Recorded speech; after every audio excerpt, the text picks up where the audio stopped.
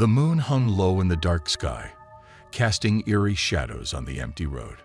Nate gripped the steering wheel of his old battered sedan, his knuckles white from the tension that gripped him. He glanced over at his wife, Sarah, who sat in the passenger seat, her face pale and drawn. "I can't believe we're doing this," Sarah whispered, her voice trembling. "Are you sure about this plan, Nate?" Nate's jaw tightened as he navigated the winding road, his eyes darting between the rearview mirror and the road ahead. "We don't have a choice, Sarah. We can't let them take everything from us." Their journey had begun hours ago when they received a cryptic message hinting at a danger that awaited them at home. Nate, always the pragmatic one, had devised a desperate plan: to flee their house and drive through the night, hoping to evade whoever was after them. As the car's headlights cut through the darkness, Nate's heart raced with each passing mile. They had left their 3-year-old son, Max, with Nate's sister, Emily. He prayed that Max was safe, unaware of the danger that had forced them to run. The sound of an engine rumbled in the distance, and Nate's grip on the steering wheel tightened. He stole a glance at the rearview mirror and saw 2 sets of headlights rapidly approaching. "Sarah, hold on," Nate said, his voice firm. "We've got company." The sedan accelerated, the engine straining as it pushed to its limits. Nate's heart pounded, his eyes focused on the road ahead as he tried to distance themselves from their pursuers. The tension in the car was suffocating, the only sounds the roar of the engine and their ragged breaths. Minutes stretched into eternity as Nate pushed the car harder, the headlights of their pursuers growing brighter with each passing moment. He glanced at Sarah, her face a mask of fear. "Can we make it out of this?" she asked, her voice quivering. "We have to," Nate replied, his determination unwavering. "We can't let them catch us." As the road stretched on, Nate spotted a turnoff up ahead. Without hesitation, he veered onto a narrow side road, hoping to lose their pursuers in the labyrinth of darkness. The sedan's tires screeched as it took the turn, and Nate's heart raced as he glanced in the rearview mirror. The pursuing headlights shot past the turnoff, and Nate let out a shaky breath. For a moment, they were alone on the desolate road, surrounded by a canopy of trees that seemed to close in on them. "We might have lost them," Nate said, his voice laced with a mixture of relief and uncertainty. Sarah let out a nervous laugh, her fingers trembling as she wiped away tears. "What the hell is happening? Nate, who are these people?" Nate's brow furrowed as he slowed the car to a stop. "I don't know, Sarah, but we need to keep moving. We can't stay here." Just as he started to ease his foot onto the gas pedal, the sound of a gunshot echoed through the night. The windshield shattered, sending glass shards flying into the car. Nate's heart stopped as he looked ahead, his eyes widening in horror. Blood sprayed across the windshield as Sarah slumped forward, her body limp and lifeless. Nate's scream of anguish was drowned out by the sound of the pursuing car's engine roaring back into view. He slammed his foot on the gas pedal, his vision blurred by tears and shock. The sedan lurched forward, tires screeching as Nate pushed the car to its limits once again. The pursuing car was gaining on them, its headlights bearing down like a predator closing in on its prey. Nate's mind raced, a maelstrom of grief and desperation as he tried to come up with a plan. Fueled by a cocktail of fury and fear, Nate spotted a fork in the road up ahead. He veered onto a dirt path, the sedan bouncing and jolting as it navigated the uneven terrain. The pursuing car followed, its headlights casting long, ominous shadows through the trees. Nate's breath came in ragged gasps as he swerved through the darkness, branches scraping against the sides of the car.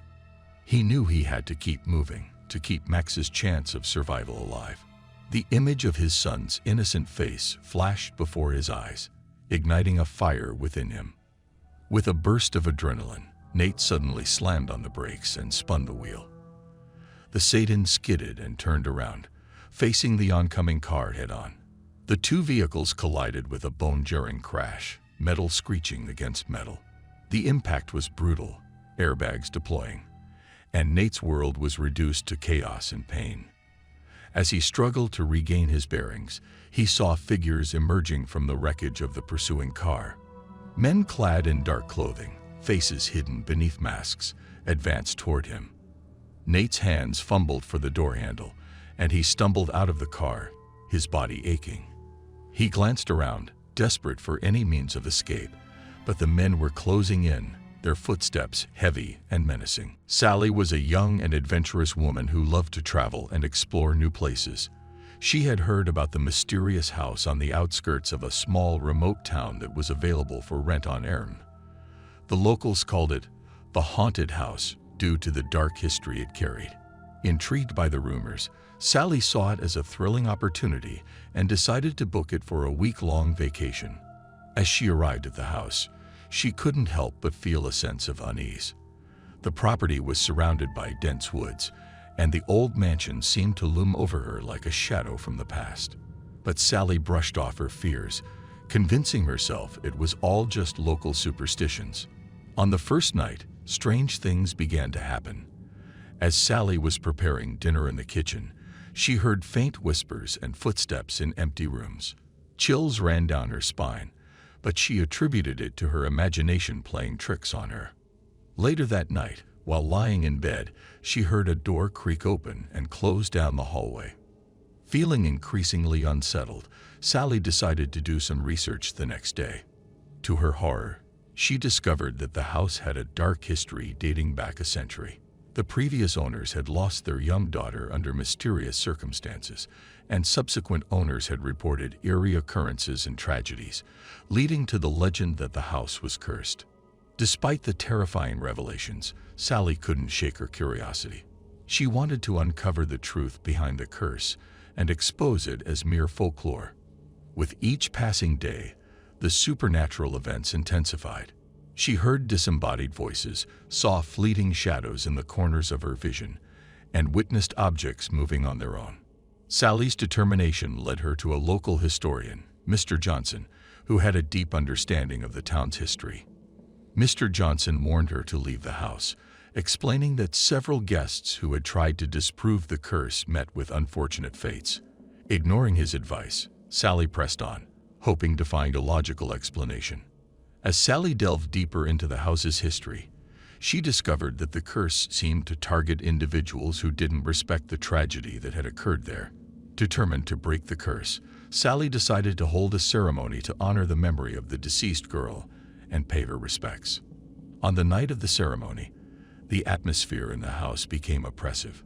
Sally lit candles and recited heartfelt words, asking for forgiveness and offering solace to the restless spirit. During the ceremony, she felt a sudden drop in temperature, and an eerie silence enveloped the room. Just as she was about to conclude, the candles flickered violently, and a presence seemed to fill the air. Sally was overwhelmed with fear, but she persisted, staying true to her intention of putting the spirit to rest. A chilling voice echoed through the house, thanking Sally for her compassion and revealing the tragic tale of the young girl who had died there. She had been neglected by her family and left to suffer alone, and her spirit had remained trapped within the house ever since, seeking revenge against those who showed no remorse for her fate.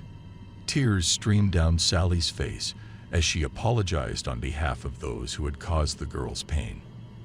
With her heart heavy with emotion, she pleaded for the curse to be lifted and for the spirit to find peace. In that moment, a sudden gust of wind swept through the room, extinguishing the candles. The temperature returned to normal, and the oppressive atmosphere dissipated. The spirit seemed to have moved on. The following days, the house felt serene, and the supernatural occurrences ceased. Sally's act of kindness had broken the curse, and the locals began to see her as a hero who had put the troubled spirit to rest. As she prepared to leave the town, Mr. Johnson approached her with gratitude and admiration for her bravery. Sally had not only survived the curse, but she had also brought closure to a haunting chapter of the town's history. Little did she know that the spirit of the young girl had found a way to express her gratitude. In her final night at the house, Sally had a vivid dream where the girl appeared, smiling and at peace, thanking her for setting her soul free. When Sally woke up, She knew that this experience would stay with her forever. From that day onward, Sally continued her adventures, carrying the memory of the haunted house and the tragic girl in her heart. She had learned that beneath the veil of darkness, there could be profound stories of sorrow and forgiveness, waiting to be unraveled by those brave enough to seek the truth.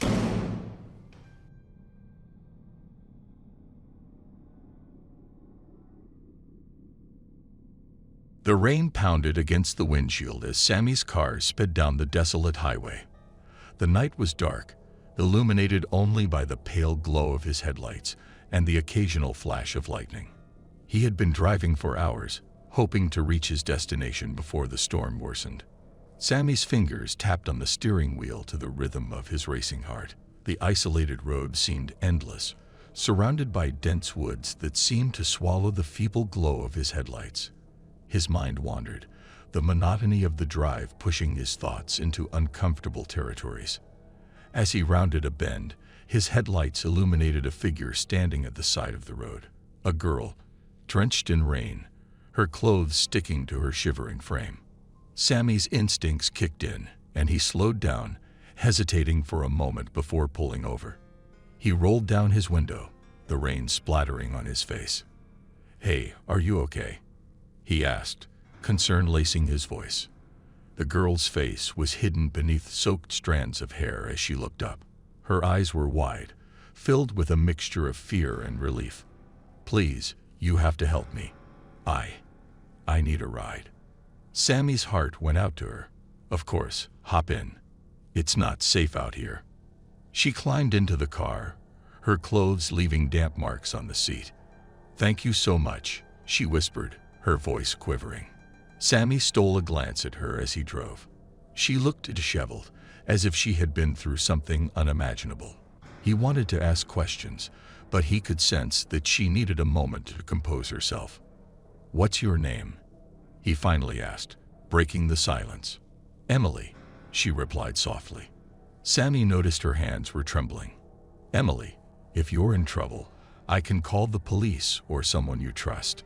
She hesitated, her eyes darting around as if assessing her options. "No police. Please just get me as far away from here as possible." The urgency in her voice sent a shiver down Sammy's spine. He couldn't ignore the nagging feeling that something wasn't right, but he decided to trust his gut. He pushed his foot down on the gas pedal, determined to get her to safety. As they drove further, the storm intensified, the rain slashing against the windshield like angry tears. Sammy's grip on the wheel tightened, his focus alternating between the road and the rearview mirror. He couldn't shake the feeling that they were being followed, a sensation that gnawed at the edges of his consciousness. Suddenly, a pair of headlights appeared behind them, closing in fast. Sammy's heart raced as he realized the car was tailgating them, dangerously close. Emily's grip on the seat tightened, her breath hitching. "We're being followed," Sammy muttered, his voice tense. Emily's eyes widened, panic evident in her gaze. "Please, you have to lose them." Sammy's hands clenched on the steering wheel. He swerved the car onto a narrow side road, hoping to outmaneuver their pursuer. The tires screeched as he navigated the treacherous path, rain-soaked leaves, and mud flying in all directions. The pursuing car followed suit, its headlights casting eerie shadows in the dense woods. Sammy's heart pounded in his chest as he pushed the car to its limits, adrenaline coursing through his veins. He had to protect Emily, no matter what. Just as he thought they had shaken off their pursuer, a blinding flash of light illuminated the road ahead, followed by a deafening crash. The world spun for a moment as Sammy's car jolted to a stop. Smoke wafted from the crumpled front end of the vehicle, the smell of burnt rubber filling the air. Sammy's head throbbed from the impact, and he shook off the daze, immediately turning his attention to Emily. "Are you okay?" he asked, his voice tight with concern. Emily nodded, her eyes wide with fear. "I'm fine, but we need to get out of here. They're getting closer." Sammy's heart raced as he glanced at the rearview mirror. The pursuing car had managed to stop as well, its engine rumbling ominously. There was no time to waste. He unbuckled his seatbelt and turned to Emily. "Come on, we have to go." They both scrambled out of the wrecked car, rain soaking them within seconds. Emily clung to Sammy's arm as they dashed into the woods, leaves and twigs crunching beneath their feet. Fear fueled their sprint as they raced through the darkness, the sounds of pursuit echoing behind them. Sammy's mind raced as he tried to think of a plan. They needed to find a way to escape their pursuers and reach safety. His heart sank as he realized they were surrounded by the unfamiliar forest, disoriented and vulnerable. "Wait," Emily gasped, pulling Sammy to a halt. She pointed to a dilapidated cabin in the distance. "Over there. Maybe we can hide." They sprinted towards the cabin, their breath ragged and clothes clinging to their wet bodies. Sammy's heart pounded as they reached the door, and he twisted the rusty knob. The door creaked open, revealing a dimly lit interior filled with shadows and the faint smell of decay. They stepped inside, their eyes adjusting to the gloom. The cabin was abandoned, covered in dust and cobwebs. The air was musty and heavy, adding to the sense of foreboding that settled over them. "We need to find a way to contact the authorities," Sammy said, his voice low. "See if there's a phone or something." Emily nodded, her gaze flickering around the cabin. "I'll look upstairs." Sammy started to explore the main floor, hoping to find any means of communication.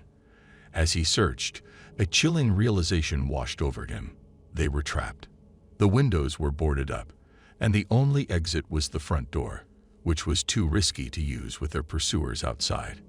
He heard a muffled thud from upstairs, followed by Emily's startled cry.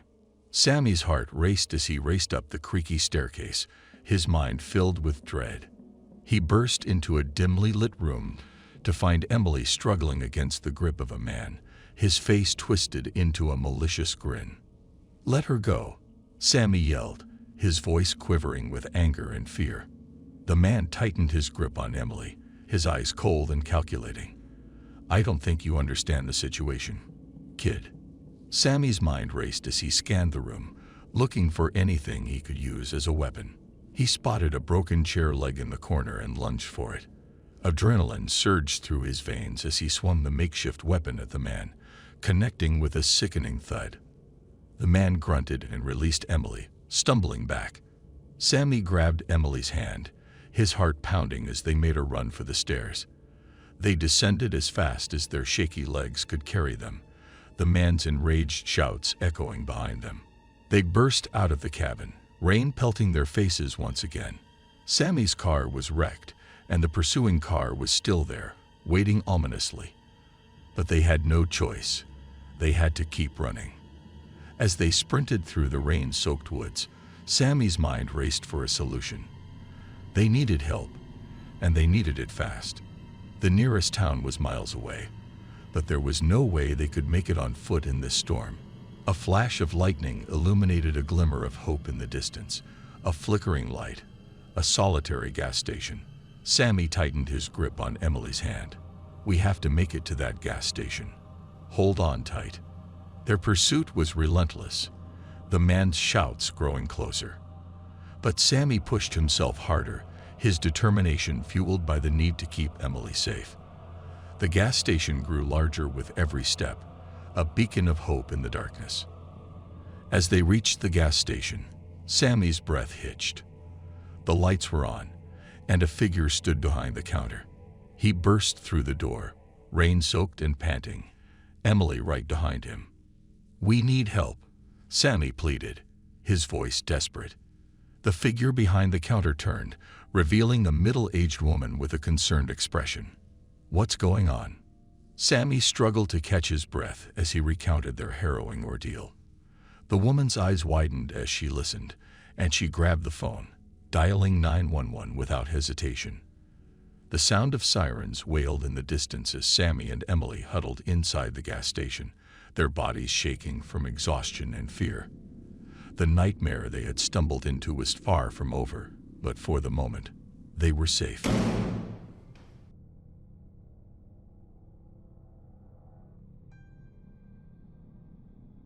The night was draped in shadows as Kaylee and her best friend Helen embarked on a road trip their laughter ringing through the air. The excitement of an impromptu night drive was palpable, and the winding roads ahead seemed to hold endless possibilities. Little did they know, darkness was lurking just beyond their headlights. As they ventured deeper into the countryside, the roads grew narrower and the signs of civilization started to fade. A sense of unease settled in the pit of Kaylee's stomach, but she brushed it off as mere nerves. The two friends chatted animatedly, music playing softly in the background as the moon cast eerie shadows on the landscape. It was around midnight when the first sign of trouble emerged. A pair of headlights appeared in the rearview mirror, seemingly out of nowhere. Kaylee's grip tightened on the steering wheel as the car drew closer, its high beams blinding them. Helen turned to her with a worried expression. "Kaylee, are we being followed?" Helen asked, her voice tinged with apprehension. "I don't know, Helen. Maybe it's just another driver," Kaylee replied, her voice trembling slightly. But the car continued to tail them relentlessly, mirroring their every turn. Unease turned into fear, and fear into terror. Kaylee's heart raced as she desperately tried to lose their pursuer, taking abrupt turns down dark, unfamiliar roads. After what felt like an eternity, they managed to shake off their follower, or so they thought. Breathing heavily, Kaylee pulled over to the side of the road, her hands shaking as she gripped the steering wheel. Helen stared out into the darkness, her eyes wide with fear. "What do we do, Kaylee?" Helen whispered, her voice trembling. "We need to call the police," Kaylee replied, her voice determined. As Kaylee reached for her phone, a chilling sound cut through the silence, the ringtone of her own phone, coming from somewhere outside the car. Her heart dropped as realization hit her. The pursuer had somehow managed to plant her phone outside. They were never alone. Panic surged through Kaylee as she realized the danger they were in. Her hands trembled as she fumbled for her phone, her fingers barely able to dial the emergency number. She quickly explained their situation to the dispatcher, her voice shaking as she described the relentless pursuit. "Stay on the line," the dispatcher instructed. "We're sending a patrol car to your location." As they waited in the car, every rustle of leaves and snap of twigs amplified their fear. Minutes felt like hours, and the darkness outside seemed to close in around them. Suddenly, the sound of footsteps echoed in the silence, growing louder with each passing second. "Kaylee, do you hear that?" Helen's voice quivered. Kaylee nodded, her eyes fixed on the rearview mirror. The footsteps were getting closer and shadows danced around the edges of their vision. In a surge of desperation, Kaylee revved the engine and sped away, hoping to find safety and refuge. But the pursuer was relentless. The distant sirens of the approaching patrol car offered a glimmer of hope, but the fear that the pursuer might reach them before the police did was overpowering. Kaylee's mind raced, her heart pounding as she navigated the treacherous roads in the dead of night. As they continued their harrowing drive, Kaylee's headlights illuminated a worn-down cabin nestled deep within the woods. The sight was both a blessing and a curse, a potential refuge, but also an eerie reminder of their vulnerability. With the sound of sirens growing closer, Kaylee made a split-second decision. She swerved off the road and parked the car near the cabin. "Helen, we need to get inside and lock the doors," Kaylee said urgently. The two friends sprinted to the cabin, their breaths ragged, and managed to barricade themselves inside, just as the patrol car's flashing lights appeared through the trees. Relief washed over them as the police apprehended their pursuer, a man whose twisted obsession had put their lives in peril. As dawn broke and the horror of the night began to fade, Kaylee and Helen huddled in the safety of the cabin. The events of the night had forever changed them, leaving them with scars that would take time to heal. The shadows that had once held promise now seemed like a reminder of the darkness that could unexpectedly envelop their lives.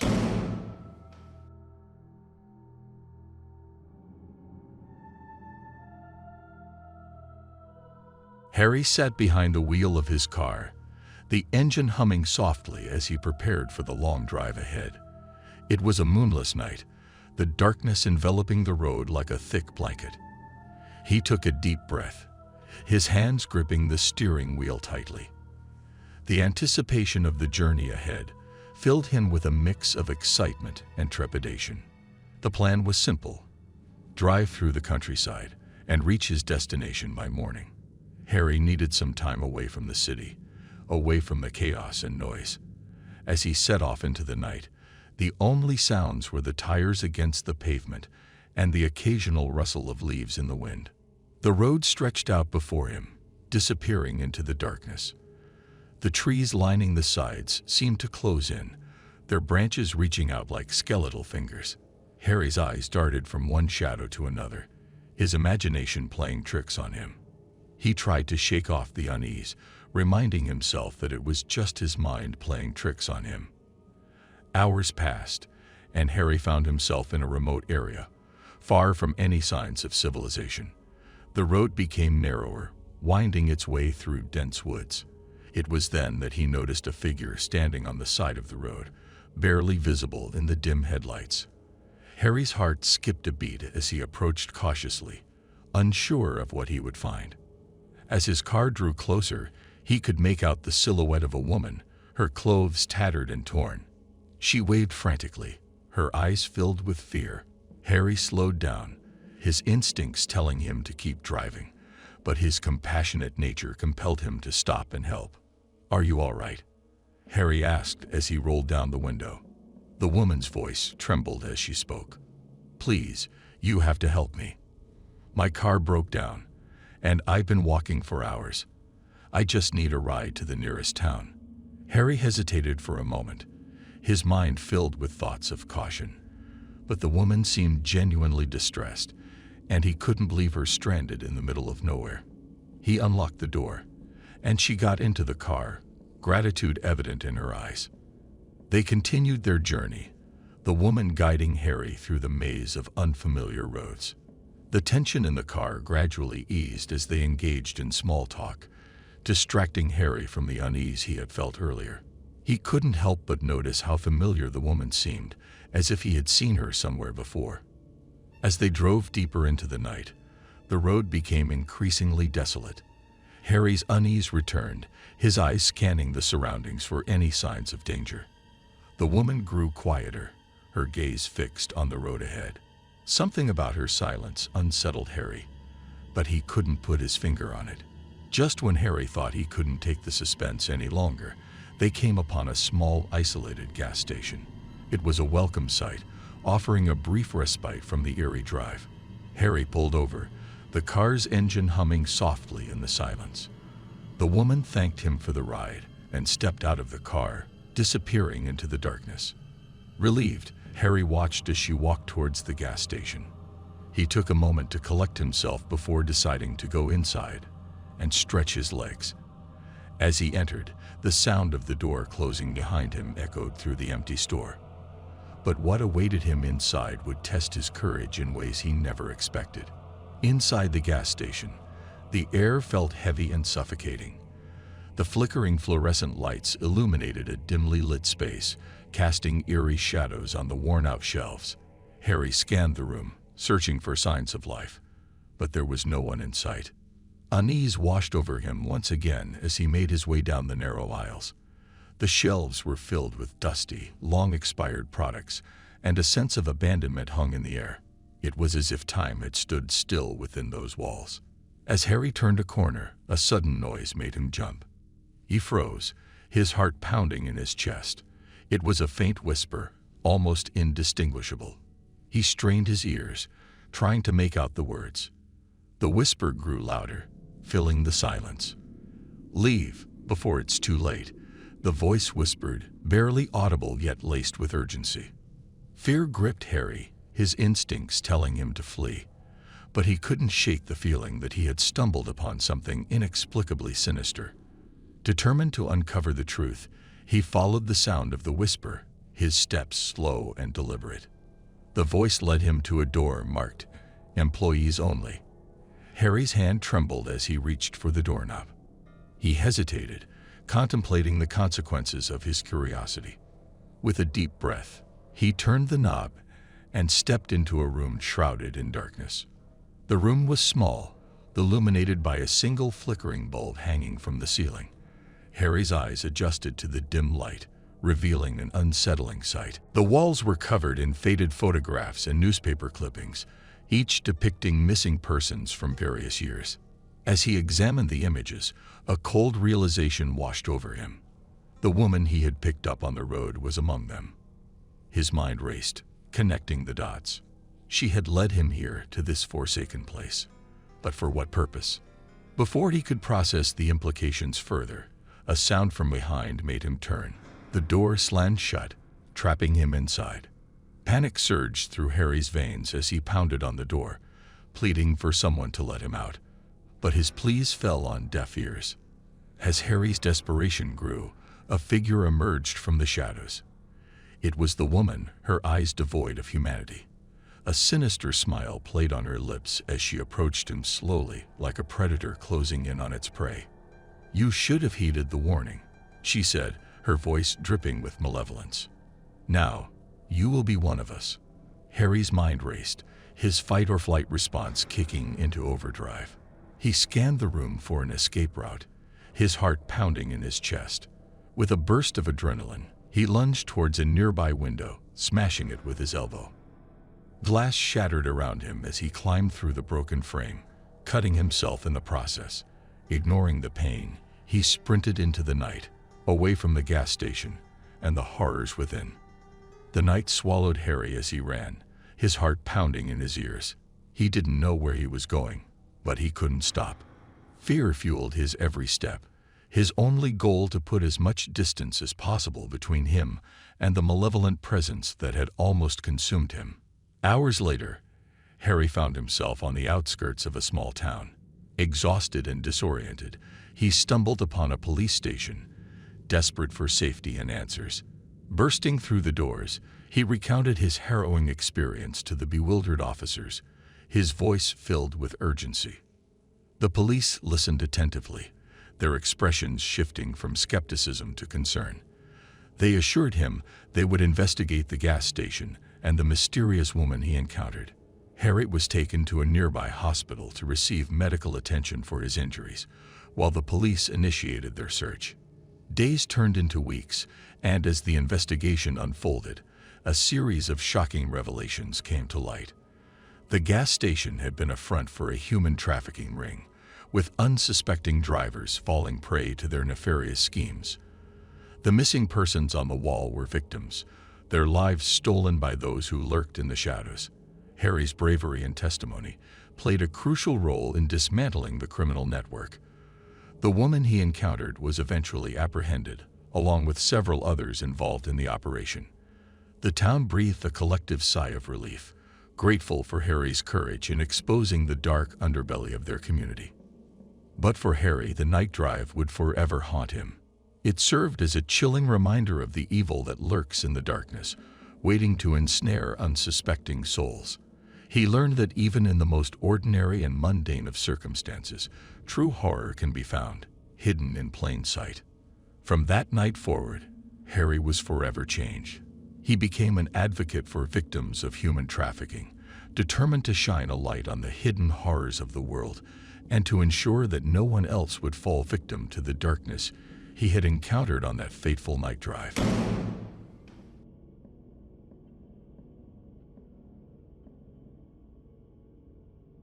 Irvin sat behind the wheel of his car, his hands gripping the steering wheel tightly. The night was dark, the moon obscured by clouds, casting an eerie shadow over the road ahead. He had been driving for hours, searching for any sign of the missing little girl, Emily. Emily had vanished without a trace 2 days ago, leaving her distraught parents and a worried community behind. Irvin, a close friend of the family, couldn't bear the thought of a child being lost and alone in the darkness. Determined to help, he had taken it upon himself to scour the nearby towns and countryside, hoping to find any clue that could lead to her safe return. The wind howled outside, causing the branches of the trees to sway ominously. Irvin shivered, feeling a chill creep down his spine. He wondered how Emily's parents were coping, their anguish and fear growing with each passing minute. He had promised them that he would do everything in his power to find their precious daughter. As he continued his night drive, Irvin's thoughts were interrupted by the crackle of his police scanner. He listened intently as the dispatcher relayed information about a suspicious vehicle spotted near an abandoned warehouse on the outskirts of town. Irvin's heart raced with anticipation. Could this be a lead? Without hesitation, he changed his course and headed towards the warehouse. The old building stood like a sentinel in the darkness, its windows broken and covered in grime. Irvin parked his car nearby and cautiously approached on foot, his footsteps echoing eerily in the still night air. As he entered the warehouse, Irvin's senses heightened. The air was thick with the scent of decay, and the only light came from his flashlight, casting long shadows that danced on the walls. He scanned the area, searching for any sign of Emily or the suspicious vehicle. Suddenly, a faint cry broke the silence. Irvin's heart skipped a beat as he followed the sound. It led him to a small room at the back of the warehouse. With trembling hands, he pushed open the door, and his flashlight illuminated a scene that sent chills down his spine. To his horror, Irvin saw Emily huddled in a corner of the room, her face stained with tears and her tiny body trembling. Relief washed over him, knowing that he had found her, but his heart ached at the sight of her obvious distress. Emily. Irvin rushed towards her, dropping to his knees and enveloping her in a gentle hug. "You're safe now. You're going to be okay." Emily clung to him tightly, her small frame shaking with fear. "I was so scared," she whispered, her voice barely audible. Irvin comforted her, his voice filled with warmth and reassurance. "You're safe now, Emily. We're going to get you out of here." Carefully, Irvin picked Emily up in his arms and carried her out of the warehouse, shielding her from the cold night air. As they emerged into the open, the flashing lights of police cars and concerned faces greeted them. Emily's parents rushed forward, tears streaming down their faces as they embraced their daughter. The following days were a whirlwind of police investigations, interviews, and a flood of relief for Emily's family and the community. The details surrounding Emily's disappearance slowly emerged, painting a grim picture of the events that had unfolded. It turned out that Emily had been lured into the suspicious vehicle by a stranger who had promised her candy and toys. The abductor had taken her to the warehouse, intending to keep her hidden from the world. However, a stroke of luck had favored Emily when she managed to escape her captor's clutches momentarily, hiding in the corner of the room until Irvin arrived. The police launched a manhunt, and it didn't take long before the abductor was apprehended, thanks to Irvin's detailed description and the evidence found at the scene. He was charged with kidnapping, and the weight of justice began to press down on him. In the aftermath of the ordeal, Irvin became a local hero, praised for his determination and selflessness in finding Emily. Although he was relieved that the little girl was safe, he couldn't shake off the haunting image of her terrified face in the dimly lit room. Despite the nightmares that plagued him, Irvin knew he had made a difference. He had brought a lost child back to her family and helped ensure that justice would be served. It was a small victory in a world where darkness sometimes prevailed, a reminder that there were still good people willing to stand up and fight against the terrors that lurked in the night. As the days turned into weeks, Emily's laughter returned, and her parents found solace in her innocence once again. Irvin, too, began to heal from the harrowing experience, knowing that he had played a part in rescuing a young life from the clutches of despair. The night drives continued for Irvin, but this time they were filled with hope and a renewed sense of purpose. He became involved in community programs to raise awareness about child safety, determined to prevent such tragedies from happening again. And so, the night drive that had started with fear and uncertainty ended with triumph and resilience. Irvin's actions had not only saved a little girl, but also kindled a spark of courage within himself and others. In the face of darkness, they had found the strength to bring light and hope back into their lives.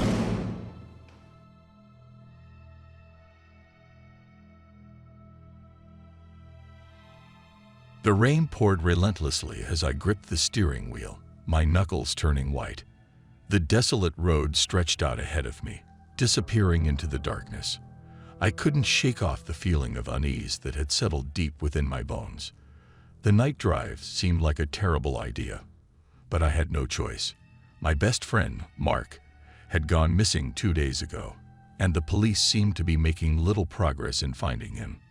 I had to take matters into my own hands. Mark and I had been friends since childhood. We shared countless adventures, but nothing could have prepared me for this. The authorities believed he had simply run away, but I knew him better. Mark was reliable, steadfast, and loyal to a fault.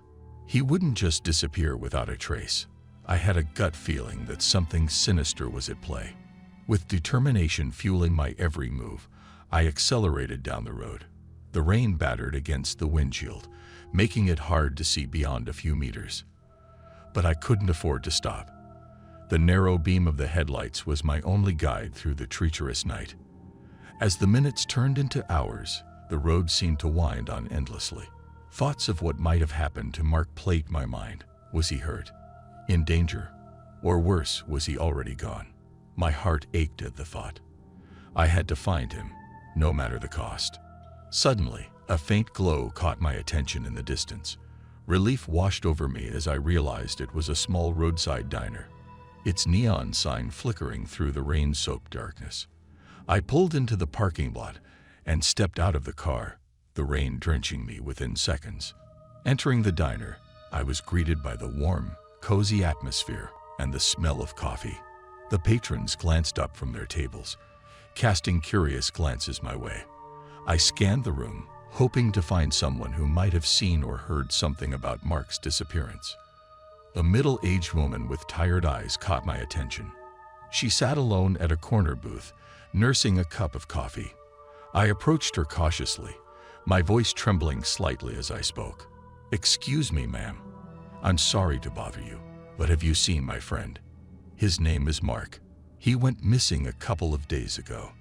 The woman looked at me intently, her gaze filled with a mix of sympathy and concern. She motioned for me to sit opposite her. "I'm sorry to hear about your friend, son.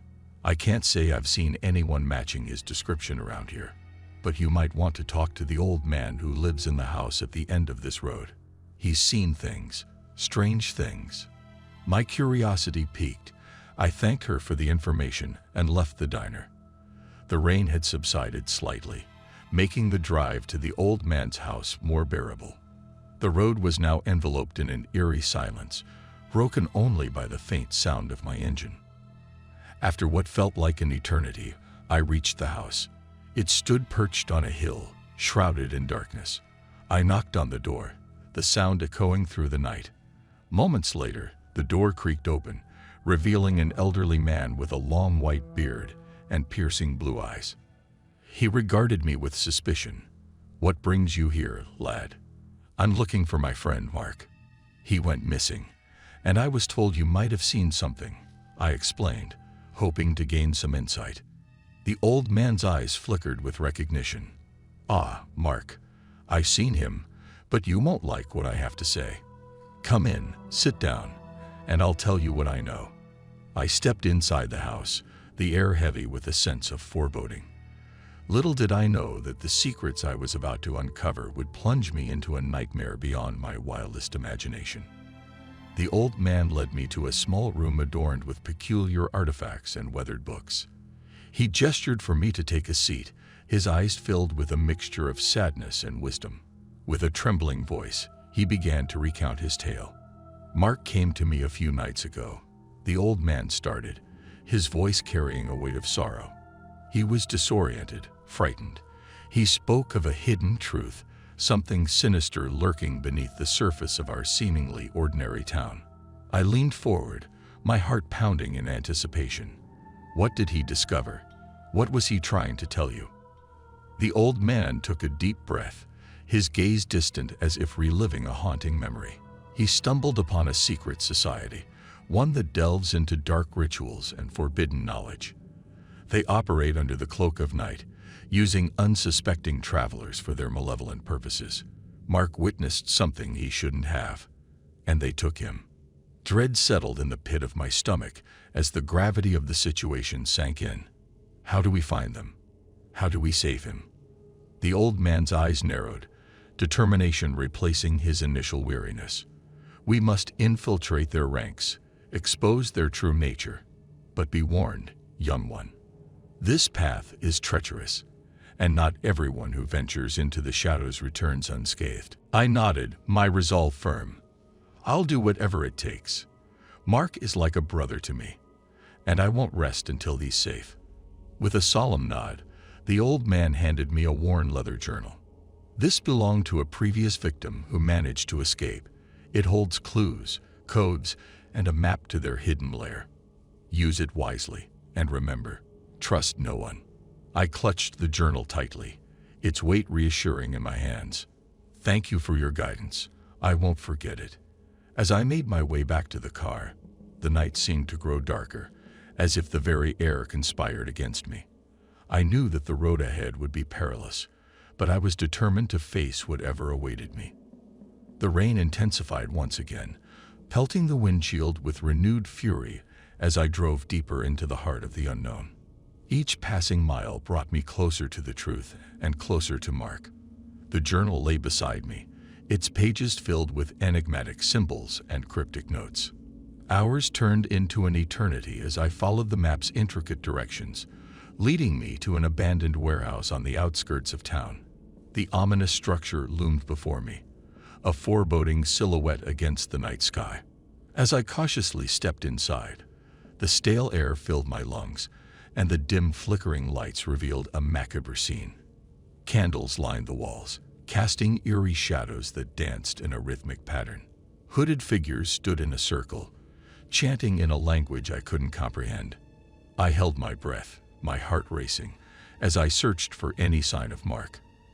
And then I saw him, bound and helpless in the center of the circle, his eyes filled with desperation and hope as they locked with mine. Without a second thought, I sprang into action, moving silently through the shadows. The element of surprise was on my side as I incapacitated the nearest figure, snatching their hooded robe and masking my identity. With each calculated step, I inched closer to Mark, my heart pounding in my ears. But just as I reached him, a figure noticed my intrusion, their eyes widening in alarm. "Stop," a voice boomed, echoing through the warehouse. "You dare interrupt our ritual?" I locked eyes with Mark, determination burning in my gaze. "We're getting out of here together."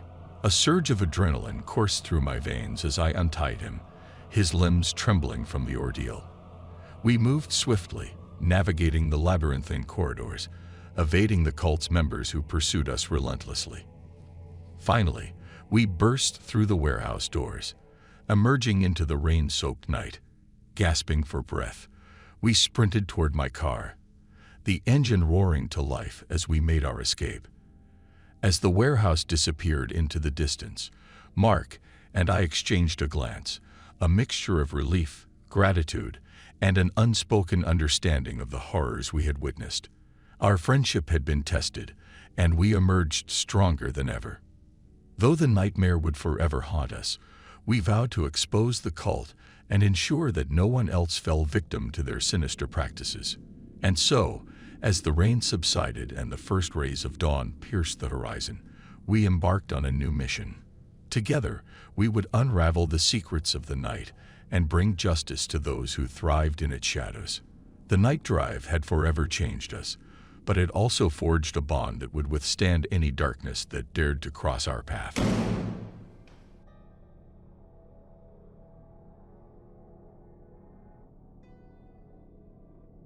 The wind howled through the open window as I accelerated down the dark, desolate road. The night swallowed everything in its inky embrace, leaving only the narrow beam of my headlights to guide me. The incessant rain drummed against the roof of the car, creating a symphony of eerie sounds. I couldn't shake off the feeling that I was being watched, that something sinister lurked in the shadows. My name is Emily, and I'm a journalist. Investigating mysterious occurrences and uncovering hidden truths was my specialty. Tonight, I found myself on an assignment that promised to be my most challenging yet. Reports of strange disappearances and unexplained phenomena had plagued a small town on the outskirts of civilization, and I was determined to get to the bottom of it. The road stretched endlessly ahead, seemingly leading to nowhere. It was as if the town itself was intentionally concealed, tucked away from prying eyes. My grip on the steering wheel tightened as a shiver ran down my spine. There was a palpable sense of foreboding in the air. As I approached the town, a dense fog rolled in, swallowing the streets and casting an ethereal glow. The town appeared deserted, as if frozen in time. Buildings stood dilapidated, their windows shattered, and an eerie silence hung heavy in the air. It was as if the town had been abandoned, its secrets buried deep within its forsaken streets. I parked the car near the center of town, taking a moment to gather my thoughts. My investigation had to begin somewhere, and the locals might hold valuable information. But the deserted streets were devoid of life, adding to the enigma that surrounded this place. A flicker of light caught my attention. It emanated from a small, dimly lit cafe on the corner. I stepped inside, the creaking door announcing my arrival. The scent of stale coffee lingered, and a sense of melancholy hung in the air. A worn-out woman with tired eyes stood behind the counter, the lines of worry etched deep into her face. I approached her cautiously, my voice soft but determined. "Excuse me, ma'am. I'm a journalist investigating the strange occurrences in this town. Can you tell me anything about what's been happening?" She glanced up, startled by my presence, but a flicker of hope sparkled in her eyes. "You're not from around here, are you? They say the night brings more than just darkness to this place. People have been vanishing without a trace, leaving only unanswered questions behind." I leaned in, my curiosity piqued. "Have there been any witnesses? Anyone who might have seen or heard something?" She hesitated for a moment, her voice barely above a whisper. "There's an old man who lives on the outskirts of town. He claims to have witnessed something horrifying. They say he can predict the disappearances. They call him the Seer of Shadows." My heart raced at the mention of the Seer. If anyone held the key to unraveling the mystery, it was him. I thanked the woman for her information and ventured back into the night, the rain intensifying with every step. The rain fell in a relentless downpour as I made my way through the outskirts of the town, guided by the cryptic directions I had received. The path became treacherous, the muddy ground threatening to swallow my every step, but my determination pushed me forward, fueled by the thirst for the truth. After what felt like an eternity, I arrived at the edge of a dense forest. Towering trees loomed overhead, their branches twisted like gnarled fingers reaching for the heavens. The air grew thick with an otherworldly energy, sending a chill down my spine. As I ventured deeper into the woods, the darkness seemed to deepen, suffocating the feeble light that filtered through the dense foliage. My heart pounded in my chest, the anticipation mingling with the primal fear that gripped me. Finally, I reached a small, dilapidated cottage nestled amidst the towering trees. Its windows were boarded up, giving it an air of abandonment. Hesitant but resolute, I knocked on the door, the sound echoing through the eerie silence. Seconds turned into minutes, and just as I was about to give up hope, the door creaked open, revealing an old man with a long, unkempt beard and piercing blue eyes that seemed to hold the weight of ages. "You seek answers, young one." The old man spoke, his voice a low, rumbling whisper that carried a sense of ancient wisdom. "But be warned, the truths you seek may not be easily born." "I'm willing to face whatever it takes," I replied, my voice filled with a mixture of determination and apprehension. "I need to know what's happening in this town, why people are disappearing." The old man's eyes bore into mine, assessing my resolve. "Very well. Come in, and I shall share with you the knowledge that has been passed down through generations." Stepping into the cottage, I found myself surrounded by walls adorned with faded symbols and shelves filled with weathered tomes. The air was heavy with the scent of aged parchment and the lingering presence of forgotten secrets. The old man motioned for me to sit, and with a measured breath, he began his tale. He spoke of a dark presence that had plagued the town for centuries, of a malevolent force that fed on the fear and despair of its inhabitants. The disappearances were no mere coincidence, but sacrifices made to appease this insatiable entity. "But there is hope," the old man continued, his voice filled with a flicker of optimism. "Legends speak of an ancient artifact hidden deep within the heart of these woods. It is said to possess the power to banish the darkness and restore peace to the town." With newfound purpose, I thanked the old man for his guidance and embarked on a perilous journey through the labyrinthine forest. The rain poured down, washing away any remnants of doubt that lingered within me. Hours turned into an endless struggle against the elements, my body weary but my determination unyielding. And finally, I stumbled upon a clearing bathed in an ethereal glow. In its center stood a weathered stone pedestal, upon which rested the fabled artifact. As I approached, the air crackled with energy, and a voice whispered in my mind, urging me to take hold of the artifact and unleash its power. With trembling hands, I grasped the artifact, feeling a surge of energy coursed through me. The darkness recoiled, as if threatened by the radiance of hope. The rain ceased, and a glimmer of dawn illuminated the horizon. I returned to the town, the artifact pulsating with an otherworldly light, and confronted the malevolent presence that had plagued it for so long. With every ounce of courage, I banished the darkness, setting the trapped souls free and restoring peace to the town. In the aftermath, the townspeople emerged from their homes, their eyes filled with gratitude and relief. They had been freed from the grip of fear, and the disappearances became a distant memory. As for me, I had fulfilled my purpose, uncovering the truth and restoring hope where it had been lost. The night drive had transformed me, leaving behind a profound sense of resilience and a renewed belief in the power of the human spirit.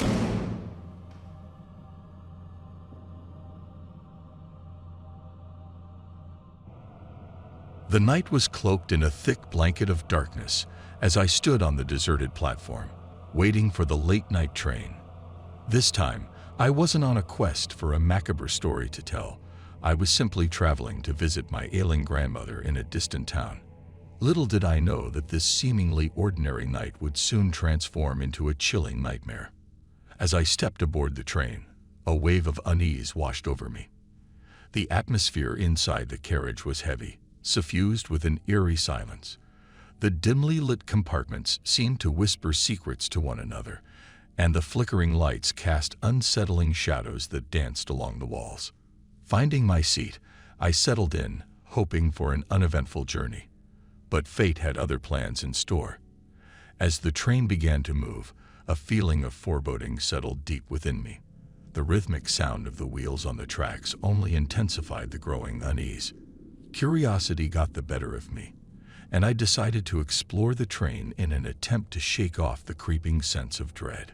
Walking down the narrow corridor, I peered into each compartment, expecting to find nothing more than weary travelers lost in their thoughts. However, as I approached the last compartment, a flickering light caught my attention. The door was slightly ajar, and an inexplicable force drew me closer. With hesitant steps, I pushed open the door and entered, my heart pounding in my chest. Inside, I found myself in a scene straight out of a nightmare. The walls were smeared with blood, the air thick with the stench of death. A shiver ran down my spine as my eyes fell upon a lifeless body slumped against the window, its face contorted in a frozen mask of terror. A surge of adrenaline coursed through my veins as I reached for my phone to call for help. But as I frantically searched my pockets, I realized with growing horror that my phone was missing. Panic gripped me as I realized the train was hurtling through a remote area with no means of communication. The weight of the situation pressed down upon me, and I knew that I had to find answers. I began to search the compartment for any clues that might shed light on what had transpired.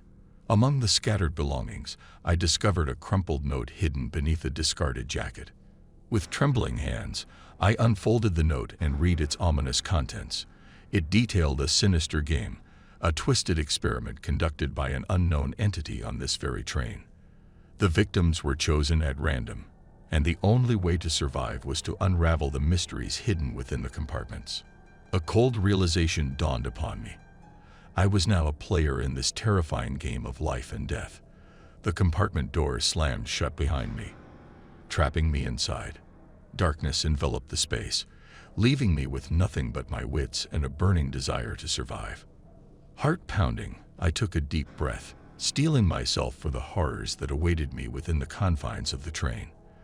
The note had revealed that each compartment held its own puzzle, its own macabre challenge that needed to be solved in order to progress. I had no choice but to play along if I hoped to survive. With trepidation, I moved towards the first compartment, my mind racing with a mix of fear and determination. As I entered, the atmosphere shifted, becoming suffocatingly oppressive. The air seemed to thicken, making it difficult to breathe, as if the very space itself conspired against me.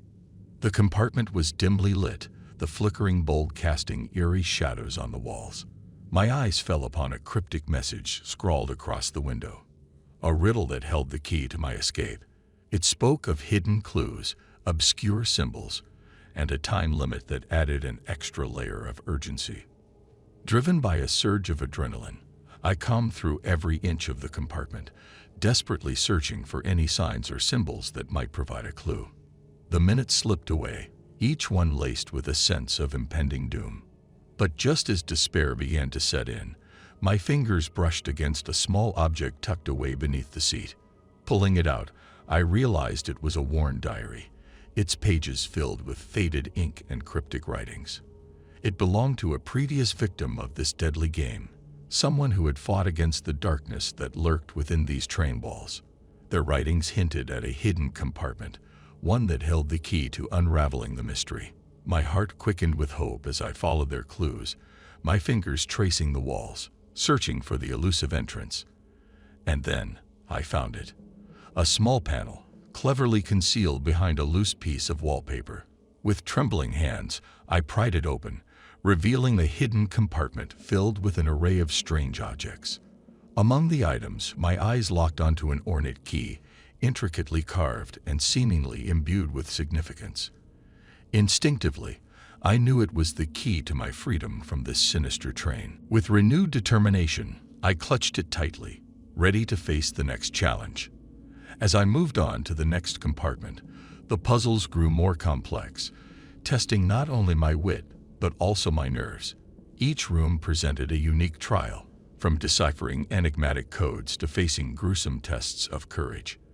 The presence of an unseen antagonist loomed over me, their intention to break my spirit evident in the malevolent traps set along the way.